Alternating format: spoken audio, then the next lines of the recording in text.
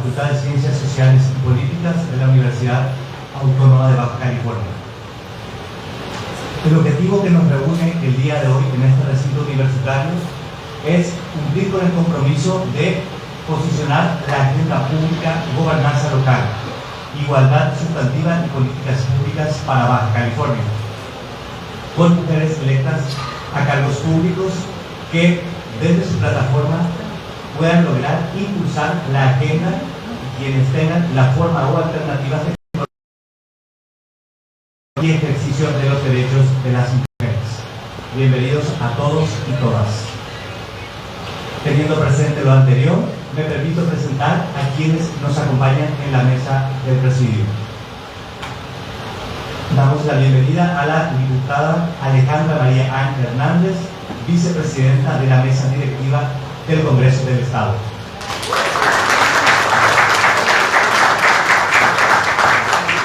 A la diputada Liliana Michelle Sánchez Allende, presidenta de la Comisión de Igualdad de Género y Juventudes del Congreso del Estado.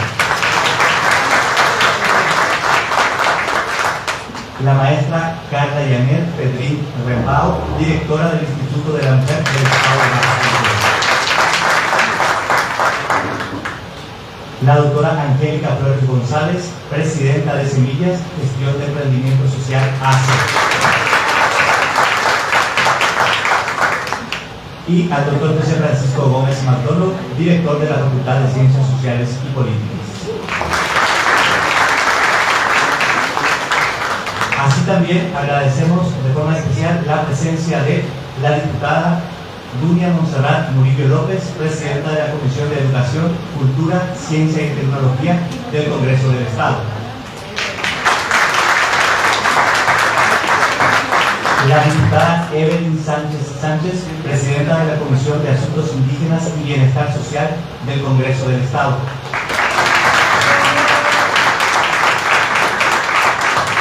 El diputado Manuel Guerrero Luna, presidente de la Comisión de Fortalecimiento Municipal del Congreso del Estado. La licenciada Miriam Elizabeth Carmen Núñez, secretaria de Inclusión Social e Igualdad de Género del Gobierno del Estado. A la magistrada Columba Imelda Amador Guillén, titular de la Unidad de Equidad de Género del Poder Judicial del Estado.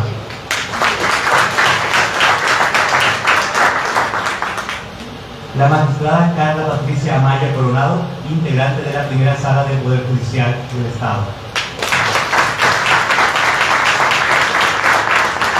La licenciada Hortensia Noriega León, fiscal regional de Mexicali por la Fiscalía General del Estado. La maestra Vera Juárez Figueroa, consejera electoral presidenta de la Comisión de Igualdad Sustantiva y No Discriminación del Instituto Estatal Electoral. Doctor Abel Alfredo Muñoz Pedraza, consejero electoral vocal de la Comisión de Igualdad Sustantiva y No Discriminación. Doctora Leonor Maldonado Mesa, directora del Instituto de la Mujer del municipio de Mexicali. Y al licenciado Marcos Daniel Jiménez Trejo, director del Patronato Escuadrón Juvenil Deportivo de Seguridad Pública del municipio de Mexicali.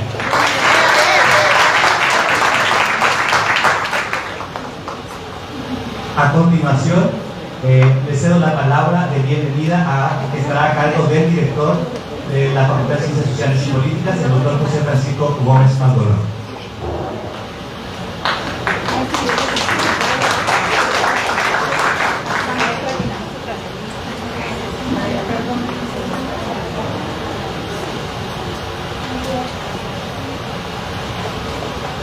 Muy buenos días, honorable presidio, diputadas Alejandra Al, Michelle Sánchez, doctora Flores, maestra Carla Pedrín. Bienvenidos, diputadas, invitadas, magistradas, consejeros electorales de la Fiscalía Estatal de Mexicali. Bienvenidos todos, amigos, profesores, estudiantes, a esta mañana tan especial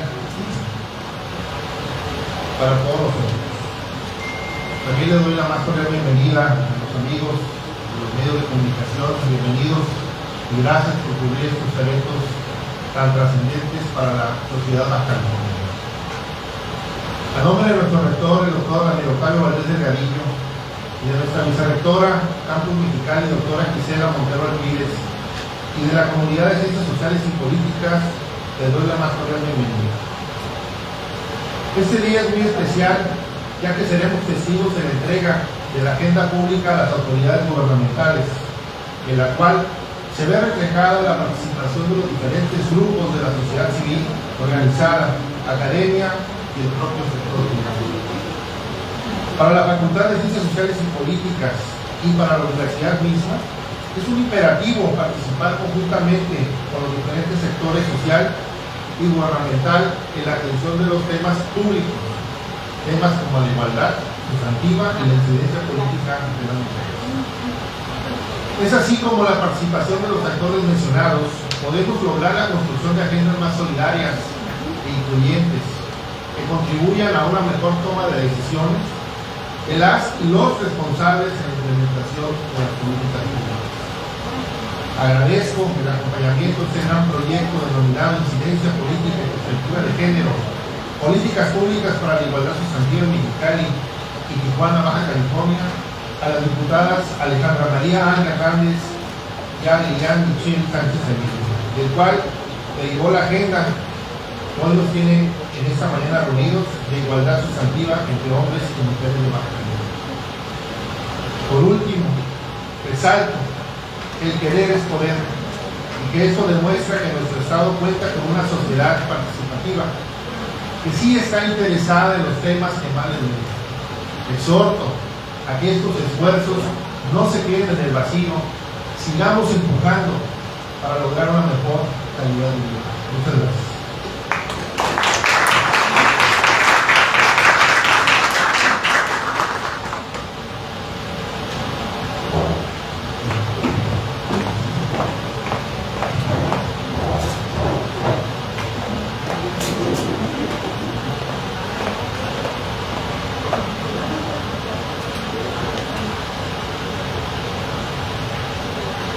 Agradecemos al director por sus palabras y también damos la bienvenida que nos acompaña el día de hoy a la regidora Bárbara García Reynoso, coordinadora de la Comisión de Equidad de Género del 24 Ayuntamiento de Mexicali.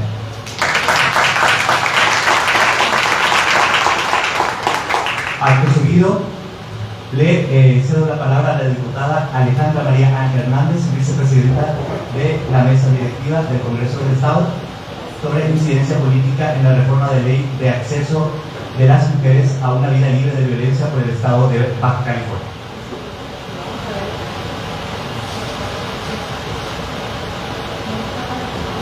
Hola, ¿qué tal? Muy buenos días a todas, a todos. Honorable presidio, un gusto compartir con ustedes. Le agradezco muchísimo al doctor José Francisco Gómez Mandón, director de la Facultad de Ciencias Sociales y Políticas de la UABC. Es un honor estar aquí. Mencionaba hace un momento egresada de la UABC, de otra facultad, pero es un orgullo volver a la casa de las y los cimarrones. Saludo con mucho gusto también a mi compañera querida aliada, a la diputada Liliana Michelle Sánchez Allende, presidenta de la Comisión de Igualdad de Género y Juventudes del Congreso del Estado. Gracias. A la maestra Carla Yanet Pérez, directora del Instituto de la Mujer del Estado, también un placer estar aquí. Pero sobre todo agradecerle a la doctora Angélica Flores, también permitirnos a la diputada Michelle y una servidora poder trabajar en coordinación y conjunto con este hermoso proyecto, con esta hermosa agenda que se estará presentando el día de hoy. También a las diputadas, la diputada Evelyn que nos acompaña, gracias, aliada. También a la magistrada Carla Patricia Maya, una vez más, gracias. Derivado de esas reuniones, aquí está un poco de ese compromiso que se generó. Muchísimas gracias en representación de la Fiscalía General del Estado. Le agradezco mucho a la fiscal regional que nos acompaña. También por parte del Instituto Estatal Electoral, muchísimas gracias. a la maestra Vera Juárez, así como al consejero, al doctor Alfredo Muñoz Pedraza, gracias por acompañarnos el día de hoy. Al director del Patronato de Escuadrón Juvenil Deportivo, muchísimas gracias también. En representación de diferentes servidores públicos, en el caso de la Secretaría de Salud, gracias también por hacer presencia. Servidoras y servidores públicos, obviamente también a la compañera mía Miriam Cano, gracias a la doctora Maldonado, pues gracias a todas y a todos por estar aquí. Nuestras normas vigentes definen la igualdad sustantiva como el acceso al mismo trato y oportunidades para el reconocimiento, goce y ejercicio de los derechos humanos y las libertades fundamentales. La igualdad sustantiva implica no solo proclamar esta correspondencia entre mujeres y hombres en el marco jurídico, sino que también implica que los gobiernos efectúen políticas y programas públicos eficaces orientados a mejorar las oportunidades y las condiciones de las mujeres en el ejercicio libre de sus derechos fundamentales. No solo garantizando la ley, que tengan en la ley un trato idéntico para mujeres y hombres, sino que también llevar a cabo acciones concretas para cada uno, bajo el principio de la transversalidad y los derechos humanos. Sin duda alguna, la violencia es uno de los problemas más severos que enfrentamos, especialmente hacia las mujeres. Por ello, es de suma importancia continuar impulsando desde distintas trincheras todas las acciones necesarias para erradicar cualquier forma de violencia. Como diputada integrante de esta honorable 24ª legislatura del Congreso del Estado, en conjunto con mis compañeras y compañeros diputados, seguiremos participando en proyectos como el que el día de hoy concluimos, apoyando a organizaciones como Semillas, Gestión de Emprendimiento Social, para que en conjunto con el Poder Ejecutivo, encabezado por nuestra gobernadora Marina del Pilar Ávila Olmeda, el Poder Judicial, los gobiernos municipales, organismos autónomos, sociedad civil e iniciativa privada, así como la ciudadanía, todos en gobernanza plena, avancemos, venzamos todas las barreras que impiden la igualdad entre hombres y mujeres. Por el compromiso de abonar a esta agenda pública estatal, es que les presentaré el proyecto en el que estamos trabajando. Una iniciativa de reforma que coadyuve a las mujeres de nuestra entidad para que puedan ejercer libremente y eficaz su derecho a una vida libre de violencia. Y a continuación me permito presentarles. En esta ocasión pues vamos a hablar de una iniciativa de reforma a la ley de acceso de las mujeres a una vida libre de violencia en el estado de Baja California. Adelante. Bueno, ¿qué es una agenda pública? Pues es este documento resultado de una construcción colectiva que a partir de la participación de las y los integrantes de una comunidad en la que se trabaja y se componen los diagnósticos y las propuestas que sustentan las necesidades compuestas como situaciones deseadas por la ciudadanía y realizables por instituciones responsables a corto, mediano y largo plazo. La Agenda Pública para la Igualdad Sustantiva en Baja California es un documento de decisión comunitaria que contiene definición de acciones para ser implementadas por los organismos públicos, privados, con el fin de coadyuvar a mermar la desigualdad sustantiva entre mujeres y hombres en Baja California. Fue definida mediante un proceso de discusión, deliberación ciudadana y gubernamental, donde durante su formulación se definen problemas tanto sociales para posicionarlos y otorgarles un interés general. Y como parte de esta agenda pública para la igualdad sustantiva, en contribución a este proyecto me permito presentar esta propuesta de reforma a la ley, que es una iniciativa de reforma y que se adicionan diversas disposiciones a la ley de acceso de las mujeres a una vida libre de violencia. Que número uno, bueno, ¿qué vamos a atender? Los altos índices, en atención a los altos índices de violencia de género que tenemos contra las mujeres y niñas y Adolescentes, el 16 de febrero del 2020, la Comisión Estatal de Derechos Humanos del Estado de Baja California presenta solicitud de alerta de violencia de género contra las mujeres para los municipios de la entidad. Derivado de esto, el 29 de junio del 2021, la Secretaría de Gobernación, a través de la Comisión Nacional para Prevenir y Erradicar la Violencia contra las Mujeres, declaró alerta de violencia de género contra las mujeres en los municipios de Baja California por la prevalencia de los altos índices de violencia feminicida.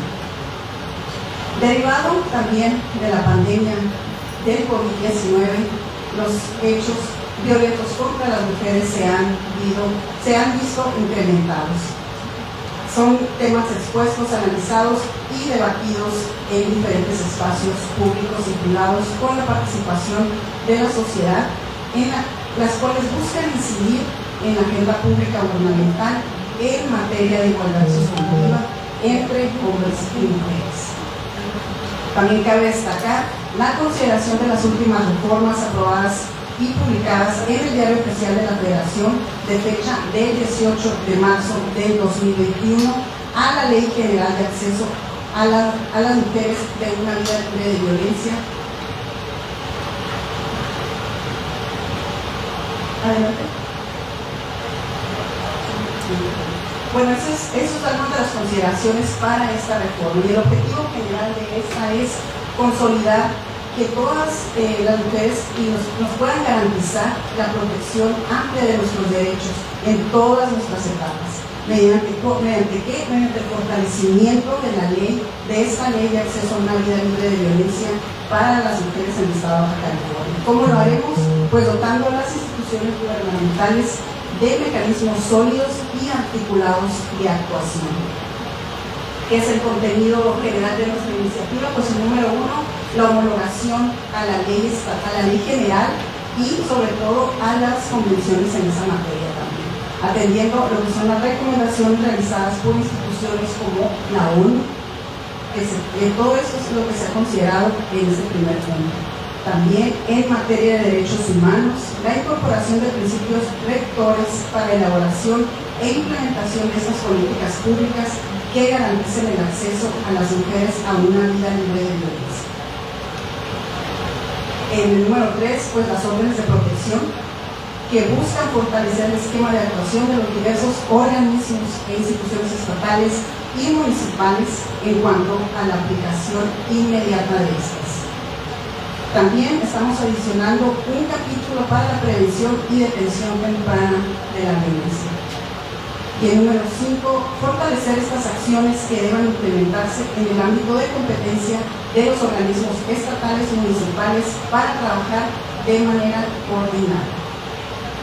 También se está incluyendo campañas permanentes informativas para prevenir la violencia contra la mujer. Y el número 7, generar la base estatal de datos de información sobre casos de violencia contra la mujer. En este caso estamos buscando adicionar un apartado especial para normar el registro de las órdenes de protección que son expedidas en todo el territorio estatal. Número 8, el Centro de Justicia para las Mujeres de Baja California. Ahora un capítulo donde se especifiquen los servicios a prestar y las condiciones en las que se deba de operar el centro. Pues bueno, esto es básicamente algunas de el contenido general de esta iniciativa. Queremos aprovechar este foro, este espacio también para tratar de socializar. Vamos a acercarnos con las diferentes entidades directamente involucradas en esta aplicación de esta reforma.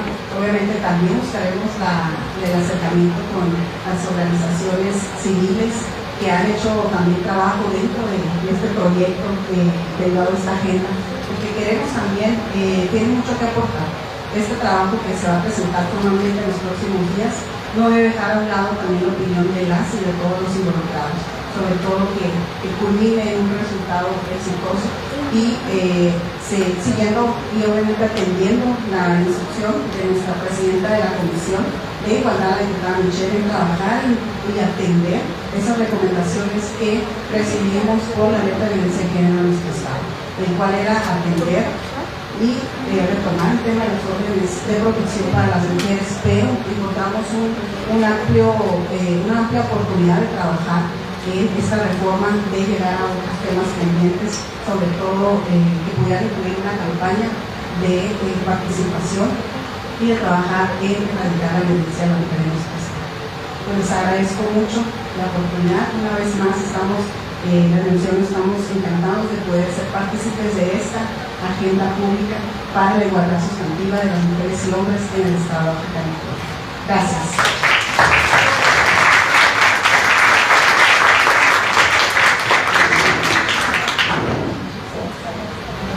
Agradecemos a la diputada Alejandra Marián Hernández por sus palabras. Y antes de ceder la palabra al siguiente participante, me permito hacer mención de que también contamos con la presencia de las invitadas distinguidas de la Barra Estatal de Abogadas Líderes de Baja California, AC, y la Red de Mujeres Unidas por Baja California.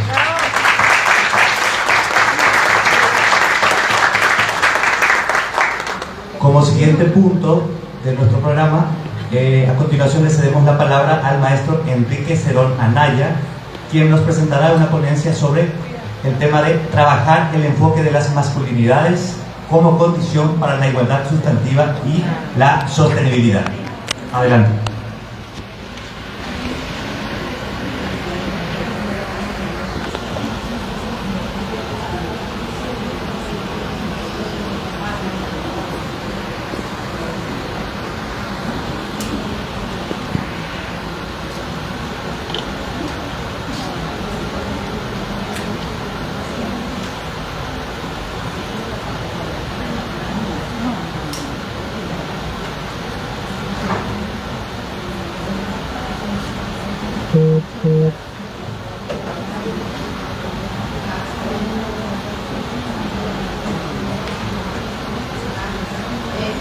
Estamos transmitiendo en vivo desde la Facultad de Ciencias Sociales y Políticas de la UABC en Mexicali, Baja California.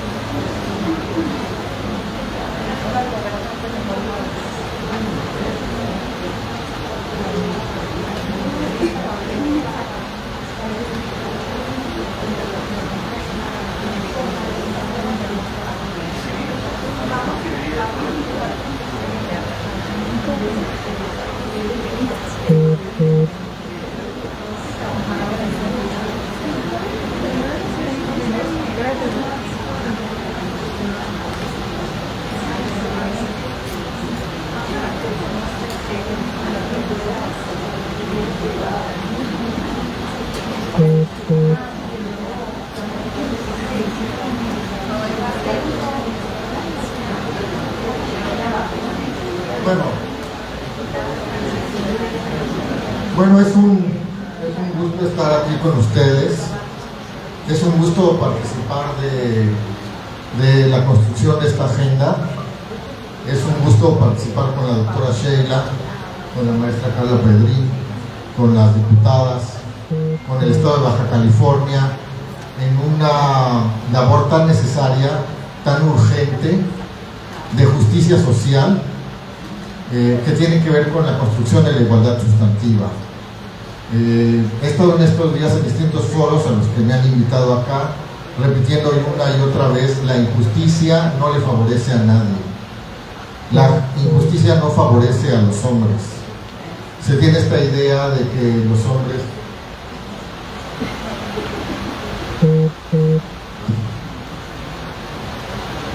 hombres, como estamos en una situación de ventaja social,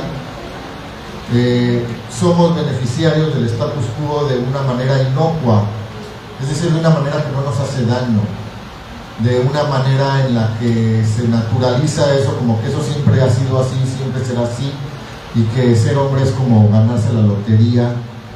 Y como dice Elizabeth Bartinder, una escritora feminista, dice la masculinidad es la gran desconocida. Es la gran desconocida porque no se problematiza, porque se asume de, bueno, pues las mujeres son las que están en problemas, pues ellas son las que tienen que arreglar algo, y se piensa que el trabajo de género se limita al avance de las mujeres, pero las mujeres no viven solas, las mujeres viven con los hombres y los hombres viven con las mujeres. Y entonces esta ponencia, que se llama Trabajo con Masculinidades, con S, que resalté la S, entendiendo que no existe una sola manera de ser hombre. Y este trabajo es una condición para alcanzar la igualdad sustantiva y, por supuesto, para enfrentar los retos sobre los que ya tenemos una enorme cantidad de problemas, y tendremos más, que son los retos de la sostenibilidad, que es decir, donde lo que se está jugando es la sobrevivencia entera de la sociedad y de la especie, ¿no? Entonces, como ya lo había comentado la diputada, es la Ley General de Igualdad entre Hombres y Mujeres, señala la igualdad sustantiva como el acceso al mismo trato y oportunidades para el reconocimiento y los goces y ejercicios de los derechos humanos y las libertades fundamentales. Y a este respecto, dice la Convención sobre la eliminación de todas las formas de discriminación contra la mujer, la CEDAW, por sus siglas en inglés, para alcanzarla es necesaria que las leyes y políticas garanticen que las mujeres tengan las mismas oportunidades que los hombres en todas las esferas de la vida, lo que implica que el Estado tiene la obligación de garantizar las condiciones para ello y de remover todos los obstáculos para la igualdad, para que la igualdad se alcance en los hechos, lo cual subraya ahí. Entonces, ¿cuáles son estos obstáculos para que se alcance esto en los hechos, ¿no? Ponía un ejemplo del mundo de la educación, que es el currículum oculto. ¿Qué es el currículum oculto? El currículum oculto son situaciones que transmite la educación, a pesar de que no están en los currículums oficiales o incluso son contrarios a estas intenciones. Les voy a poner un ejemplo. Muchas instituciones de educación, en sus prácticas, lo que reproducen son discriminación, lo que reproducen son clasismo, se pasa a los hombres, está estudiadísimo, se pasa a los hombres primero al pizarrón que a las mujeres. Cuando se tienen que resolver, cuando se hacen equipos, se pone a los hombres como coordinadores de los equipos. Cuando se tiene o se identifica a una persona que tiene un fenotipo blanco caucásico, se le da preferencia en los ejemplos y en pasar al pizarrón, lo cual es contrario a los principios de la educación, que hablan que la educación tiene que ser un motor de cambio igual para todos. Entonces, en la práctica se genera algo contrario a lo que está en las intenciones de los planes y programas de estudio. Lo mismo sucede en la sociedad. Cuando se habla de estos obstáculos para alcanzar la igualdad sustantiva, nos encontramos con uno especialmente pertinaz, que es el machismo, y la idea de que los hombres y lo masculino son superiores a las mujeres y a lo femenino. Nos encontramos con algo difícil de abordar, difícil de entender y difícil de cambiar, porque en primer lugar está invisibilizado. Como les decía, la masculinidad no se problematiza, se asume como que eso es así, ¿no? Entonces, el historiador Noam Harari tiene un libro que se llama Sapiens, al cual le puso el subtítulo ambicioso a primera vista, que dice breve historia de la humanidad. Cuando se revisan sus postulados, este no es ambicioso porque lo que hace es rastrear la historia de la evolución y de la sobrevivencia de la especie y cómo le hicimos los seres humanos para sobrevivir, y dice que aquello que puso al ser humano al frente en un papel de relevancia frente a otras especies es su capacidad de colaborar por cientos o por miles en función de imaginarios, en función de ideas. Entonces los seres humanos y la sociedad se mueve en función de sus imaginarios. Está a la expectativa de estos, pero también es la autora de estos, porque estos imaginarios no están hechos de nada, están hechos de aire, no tienen entidad si nosotros no se la damos. Entonces, cuando se habla de la masculinidad hegemónica se le ha llamado desde los estudios de género a este modelo único que tampoco está hecho de nada, es un ideal.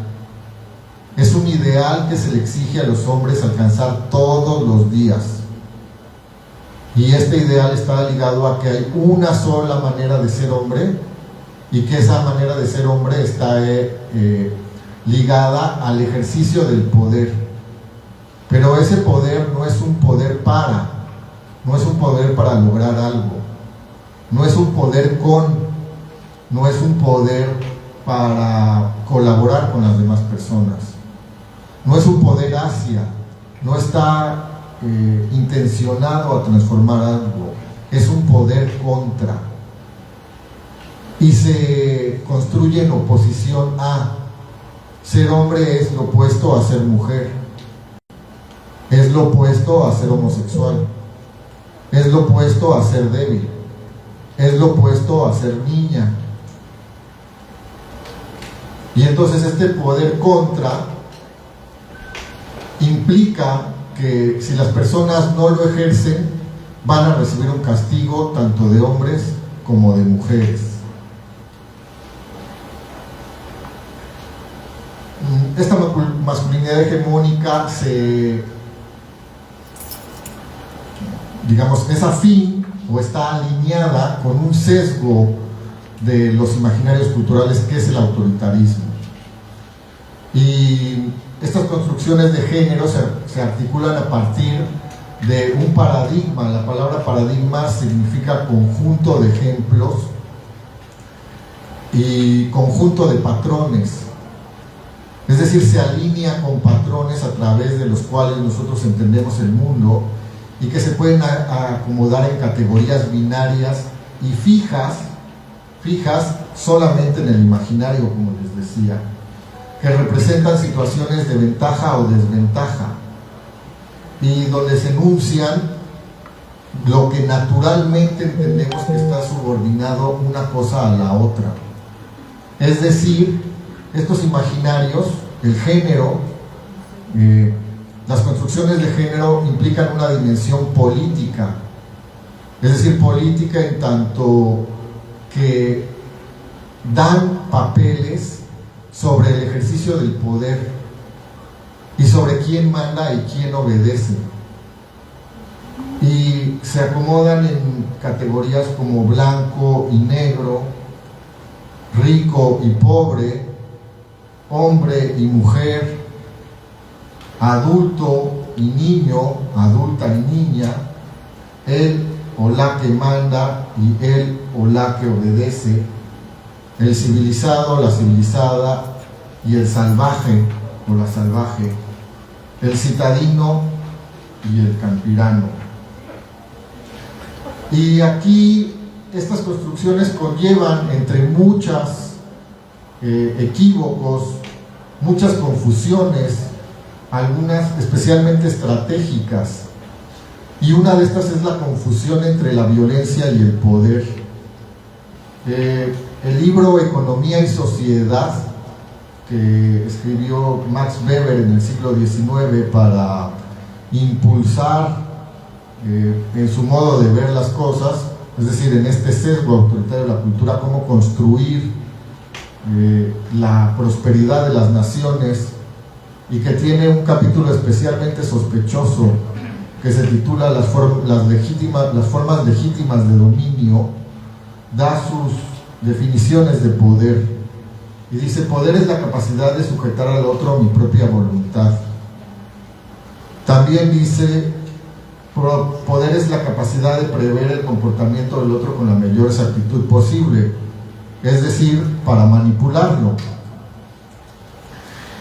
Curiosamente, este libro, hablando aquí en esta Facultad de Ciencias Políticas, es el libro de ciencia política, el segundo libro de ciencia política más citado de la historia, solo después de la Biblia, en los ámbitos de la ciencia política, donde también se cita la Biblia, extrañamente. Hannah Arendt, en un libro que se llama Sobre la violencia, una mujer que era de alguna manera la antítesis de Max Weber, que era rico, blanco, ¿no?, empoderado en su sociedad.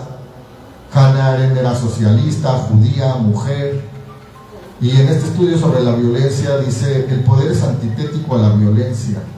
Claro, Max Weber habla del poder contra, Hannah Arendt habla del poder con, del poder hacia y del poder para, y dice: el poder es antitético a la violencia. La violencia es la más clara expresión de la impotencia. Por lo menos en mi caso, por lo menos cuando yo tengo que ir a resolver algún trámite, algún asunto burocrático, y me mandan con una persona y otra persona y nadie me resuelve hasta que me desquicia, y entonces me veo pues diciéndole algo, subiéndole la voz a alguien, señalando a alguien. Lo que dice esta señora sí se corresponde con lo que sucede conmigo y con mi medio ambiente. Entonces, el poder, la violencia sí es la más clara expresión de la impotencia y de la frustración. Sin embargo, se asume que esto es lo natural de los hombres, lo que los constituye hombres. Y ahora que hablaba de la diputada de estos altos índices de violencia, pues ¿cómo no va a haber estos altos índices de violencia si se asume pues que lo propio de lo masculino es la violencia? No, lo propio de lo masculino no es de la violencia, ni de lo femenino, ni de ninguna persona. Hay personas que tienen conductas violentas y otras no. Hay gentes que hacen cosas para resolverlas y otras no. Pero otra vez, el género no tiene nada que ver con la naturaleza humana, tiene que ver con constructos e imaginarios que si no podemos desglosar, que si no podemos tener a la vista, nos dominan. Y es la amplitud de conciencia. Todas las personas hacen lo mejor que pueden con lo que saben. Es la amplitud de conciencia la que me permite tener esas cosas a la vista y tener más herramientas y más soluciones para poderme conducir de otra manera. La educación emocional, hace rato me hacían una entrevista y me preguntaban algo sobre la educación emocional, o salía el tema de la educación emocional.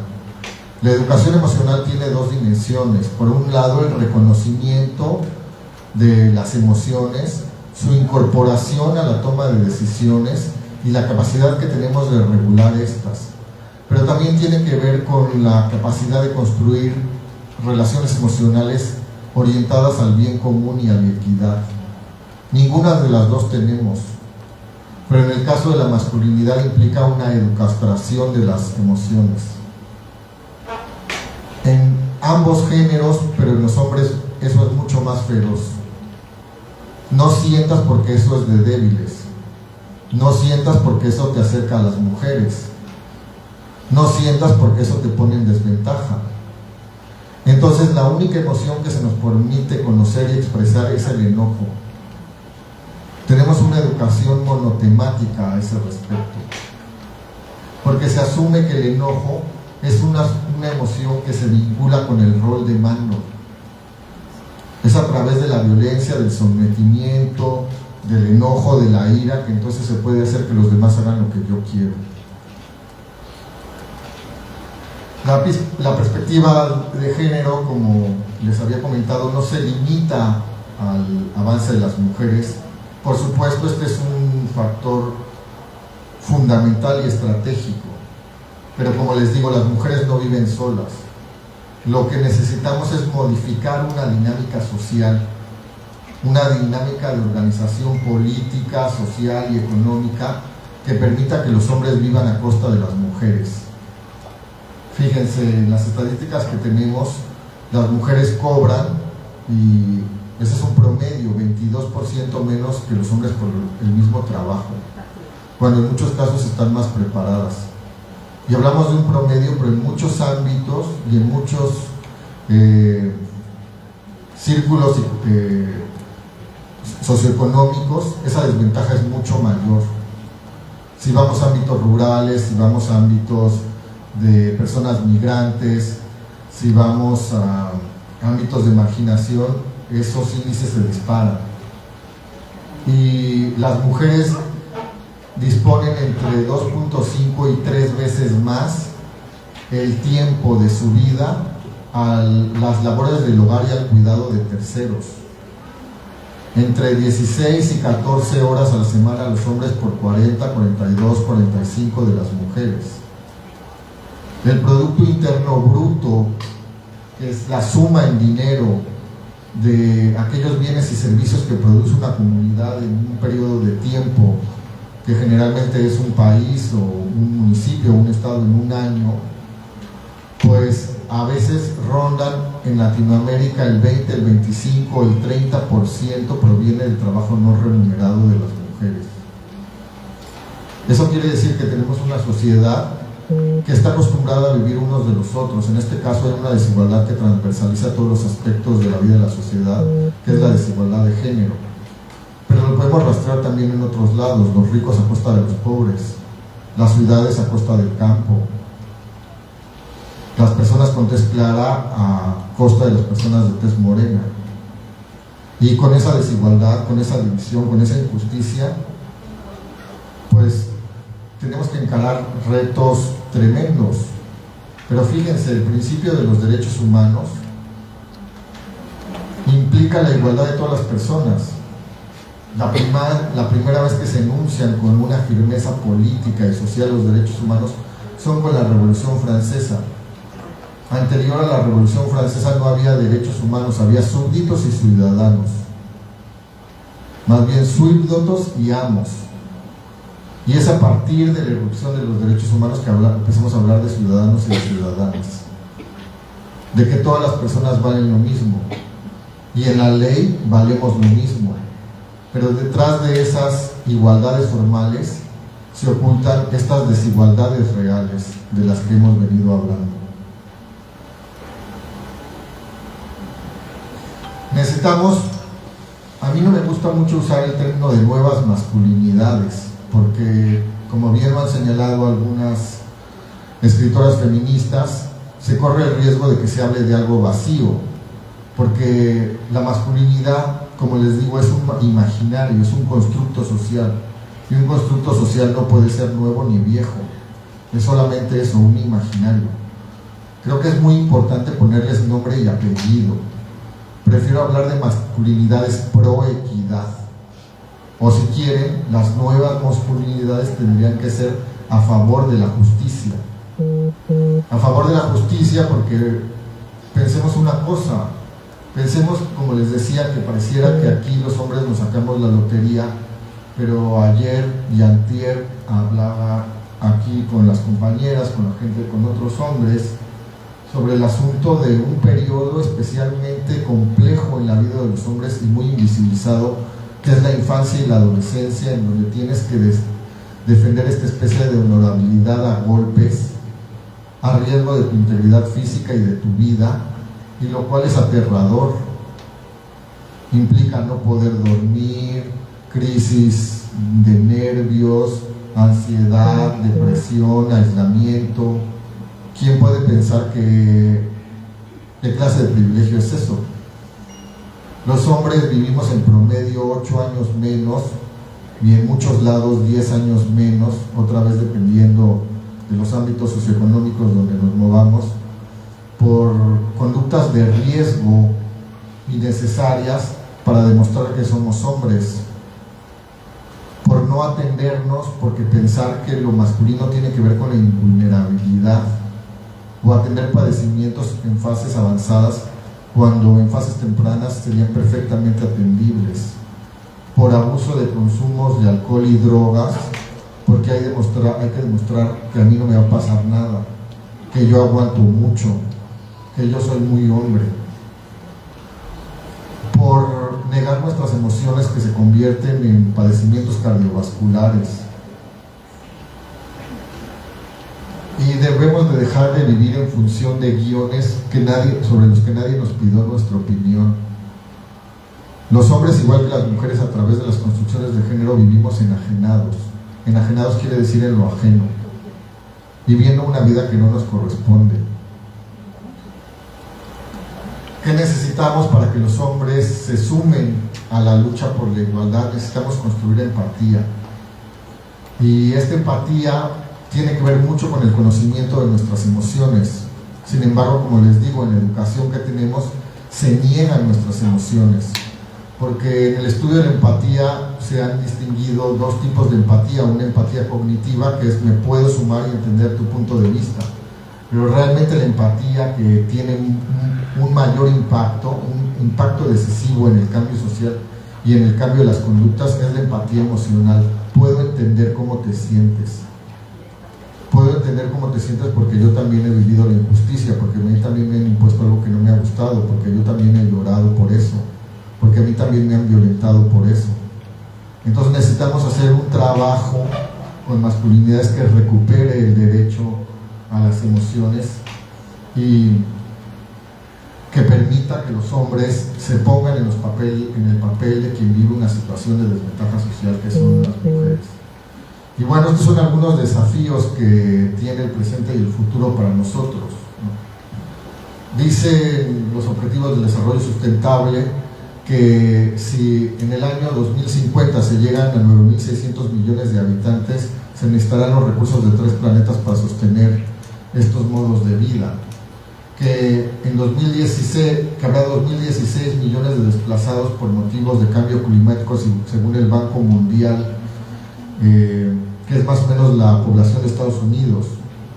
Que México tiene registrados al menos 916 conflictos sociales derivados de la lucha por el agua, y que se identifican conflictos con potenciales bélicos en los ríos Nilo, Indo, Tigres, Éufrates, Ganges y en el Colorado, que está aquí en la frontera de Tamaulipas con Texas.